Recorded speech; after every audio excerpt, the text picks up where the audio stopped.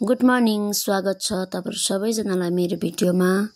यो मैले देखाउँदै गरेको चाहिँ डल्ले खोर्सानीको बारी हो। जुन यो खोर्सानीको बिरुवाको भिडियो चाहिँ मैले तपाईहरुको माझमा राखेको थिएँ। तपाईहरुले धेरै मन पराइदिनु भयो, त्यसको निम्ति तपाईहरुलाई धन्यवाद छ। फेरि पनि आज म यो रोपिसकेर पनि तपाईहरुको माझमा आइराखेको छु। हाम्रोतिर चाहिँ यसरी रोप्नुहुन्छ अनि म चाहिँ यो भिडियो तपाईहरुलाई गरेर देखाउँदै छु। तपाईहरु कति जनालाई त याद भएकै कुरा होला, कति जनालाई चाहिँ याद छैन।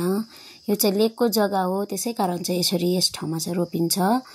किनभनेखेरि यहाँ चाहिँ बेसी पानी परेको कारण चाहिँ झार जंगल ज्यादा हुन्छ अनि खोर्सानीलाई राम्रो हुँदैन।